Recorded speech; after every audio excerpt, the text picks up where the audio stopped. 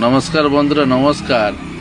দেখো, আজকে হলো 10 ফেব্রুয়ারি, 8:17 বাজে। আর সকাল 8টায় 60 দিন পর সমস্ত জায়গায় ট্রেনের টিকিট ছেড়ে দিয়েছে। যেমন চেন্নাই থেকে সাঁতরাগাছি বা হাওড়া 11ই এপ্রিল। 11ই এপ্রিল দেখো, করমণ্ডলে ওয়েটিং হয়ে গেছে 113। আর এই ওয়েটিংগুলো কিন্তু এখন হয়নি, এইগুলো হয়েছে 8:05-10 হয়ে গেছে। আর 8:10 আমাদের এজেন্ট খুলে কি করে টিকিট হবে বলো তো?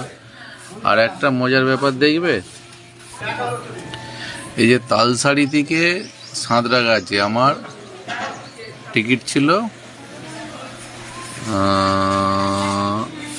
7খানা। এটা ছেড়েছে 12ই এপ্রিল, কেন এগুলো সপ্তাহের গাড়ি তো, 12ই এপ্রিল ছেড়েছে। কি অবস্থা দেখবে, আমি স্ক্রিনশট নিয়ে রেখেছি। তখন কটা বাজে?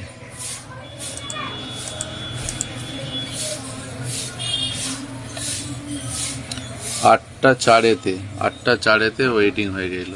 কত হয়েছিল? 45। 8:04-তে তালসারি থেকে হাওড়া ওয়েটিং হয়ে গেছে, আর আমার এজেন্ট খুলবে 8:10-এ।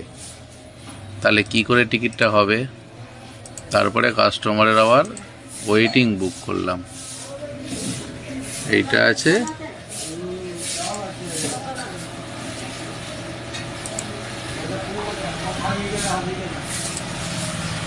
এই যে ওয়েটিং আমি বুক করেছি 8:11-তে।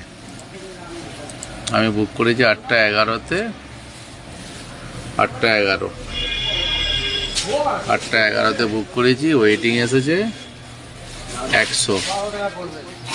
আমার এজেন্ট খুলেছে 8:10-এ, আর টিকিটটা বুক করেছি 8:11-তে। 1 মিনিটে টিকিটটা বুক করেছি, ওয়েটিং 100 এসেছে।